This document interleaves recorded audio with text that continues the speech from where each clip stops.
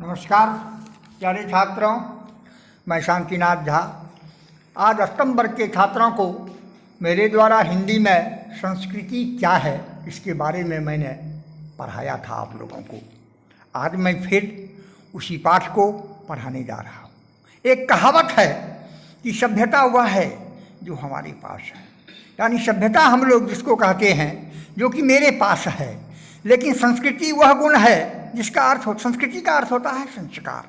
वह गुण है जो हमने छिपा हुआ है, वह छिपा हुआ रहता है, वह प्रकट नहीं होता है, वह प्रत्यक्ष नहीं होता है, वह परोक्ष होता है। हमारे पास घर होता है, कपड़े लत्ते होते हैं, गाय भैंस बैल घोड़े हाथी मोटर और हवाई जहाज भी होते हैं। ये सभी चीज़ें हमारे पास होते हैं, मगर ये सारी वस्तुएं, ये सारी चीज़ें हमारी सभ्यता के सबूत हैं। हमारी जो सभ्यता है उसका एक उदाहरण है, एक दृष्टांत है, जिनसे यह जाना जा सकता है, जिससे हम यह समझ सकते हैं कि जिंदगी की मोटी और बाहरी सुविधाएं हमने कहाँ तक हासिल की है। दो प्रकार की होती है, बाहरी और भीतरी।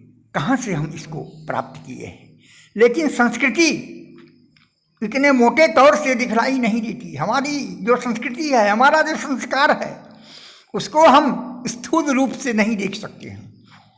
उसको देखने के लिए हमें सूक्ष्म रूप में जाना होगा। वह बहुत ही सूक्ष्म और महीन भी है, और वह जो है सूक्ष्म भी है और महीन भी है, और वह हमारी प्रत्येक पसंद तथा आदत में छिपी रहती है। मैं उसको पसंद भी करता हूँ और हमारी वह आदत में छिपी रहती है। मकान बनाना सभ्यता का काम है, या बिल्कुल सही है, मकान जो बनाते हैं वह सभ्यता का एक कार्य है। लेकिन हम मकान का कौन सा नक्शा पसंद करते हैं? मकान जब बनाते हैं तो वहाँ हम मानचित्र उसका पहले खींचते हैं, नक्शा करते हैं, मानचित्र करते हैं, तब उसके बाद हम मकान का निर्माण करते हैं। यह हमारी संस्कृति बतलाती है। ये जो हम मकान बनाते हैं तो ये जो हमारी संस्कृति है, जो हमारा संस्कार है, वह हमें सिखाती है कि किस प्रकार से हम घर को बनाएं। कपड़ा तैयार करना सभ्यता का काम है, या बिल्कुल सही है, कपड़ा जो हम तैयार करते हैं वह सभ्यता का काम है। लेकिन उसका रंग रूप कैसा हो, उसका कैसा स्वरूप हो, उसका कैसा वर्ण हो, कैसा रंग हो, यह हमारी संस्कृति बतलाती है। हथियार गढ़ना सभ्यता का काम है, बिल्कुल का सही बात, लेकिन उस हथियार से किसी को मारना ठीक है या नहीं, यह बतलाना संस्कृति का काम है। हथियार तो हम बना लिए, हम उस हथियार से किसी को मारते हैं तो यह जो है वह संस्कृति का काम है। आज दुनिया में बड़े बड़े बम और दूसरे हथियार बन रहे हैं, बिल्कुल सही बात है। संसार में बड़े बड़े बम और दूसरे हथियार, यानी हथियार की होड़ खड़ी हो रही है, क्योंकि सभ्यता के मामले में दुनिया बहुत आगे बढ़ गई है। सभ्यता की यदि बात करेंगे तो हमारा संसार, हमारी सृष्टि, हमारा जगत बहुत आगे बढ़ गया है। लेकिन संस्कृति पुकार पुकार कर कह रही है कि इन बमों और हथियारों को काम में मत लाओ। लेकिन हमारा जो संस्कार है वह कह रहा है कि नहीं, इन बमों और हथियारों को काम में मत लाओ, क्योंकि इनसे दुनिया बर्बाद हो जाएगी। बिल्कुल सही बात है। कोई यदि किसी के ऊपर इसको छोड़ेगा तो इससे दुनिया जो है, संसार जो है, वह ध्वस्त हो जाएगा, नष्ट हो जाएगा। एक बात और है कि आदमी के भीतर जो 6 विकार, काम क्रोध लोभ मद मोह और मत्सर, बहुत अच्छी बात है, क्योंकि संस्कृति और सभ्यता से संबंधित यह विषय है।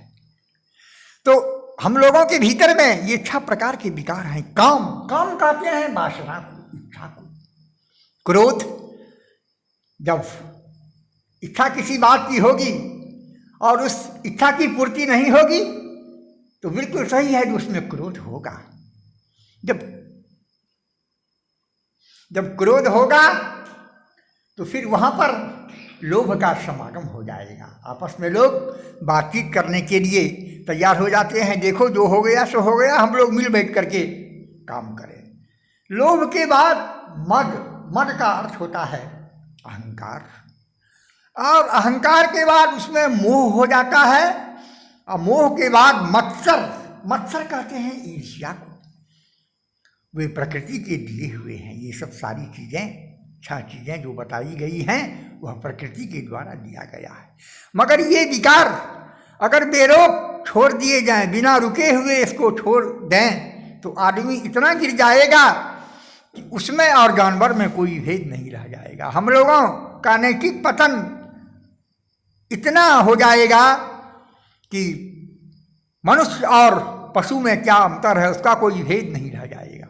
इसलिए आदमी इन विकारों पर रोक लगाता है। इसलिए यह जो विकृति है, जो यह विकार है, जो यह दोष है, इस पर हम लोग रोक लगाते हैं और कोशिश करते हैं उसमें विकारों को बढ़ना नहीं घटना चाहिए। जो विकार हमारे शरीर में बढ़ रहा है या बढ़ गया हो, उसमें कमी होनी चाहिए। गुस्से को ज़्यादा नहीं, कम होना चाहिए। क्रोध ज़्यादा नहीं करना चाहिए, क्रोध कम करना चाहिए। मनुष्य के शरीर में क्रोध जो है वह सबसे बड़ा शत्रु है। और लोभ, मोह, मद, मत्सर को भी एक हर में रहना चाहिए, एक परंपरा में हमको रखना चाहिए। इन दुर्गुणों पर जो आदमी जितना ज़्यादा काबू कर पाता है, ये जो हमारे शरीर के अंदर में दोष है, उस पर जितनी शक्ति से हम निजात पा लेंगे, काबू को प्राप्त कर लेंगे, उसकी संस्कृति भी उतनी ही ऊंची समझी जाती है।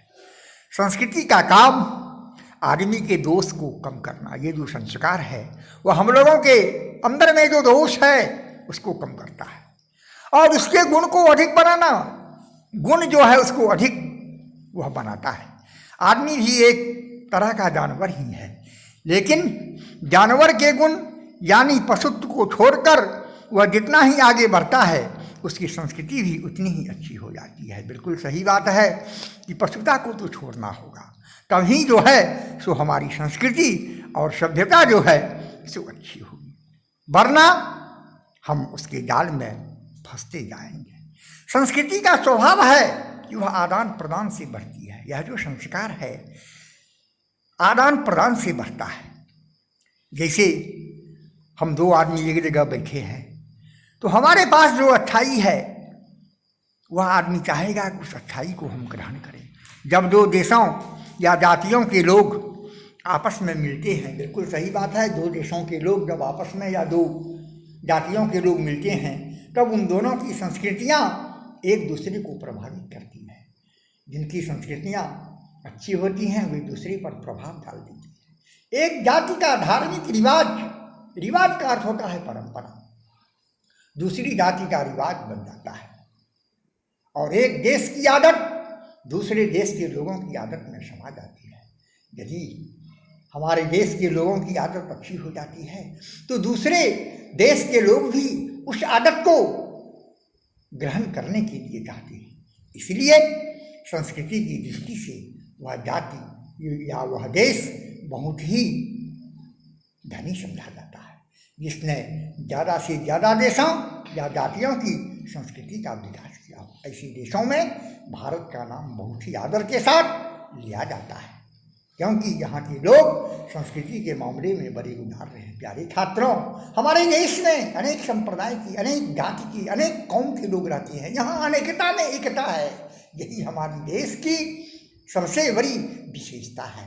प्यारे छात्रों, आज मेरे द्वारा 8वीं वर्ग के छात्रों को हिंदी में लेसन 3 या अध्याय 3 संस्कृति क्या है इसके बारे में पढ़ाया गया। इसमें और पढ़ाना बाकी है, जो अगली क्लास में मेरे द्वारा पढ़ाया जाएगा। धन्यवाद।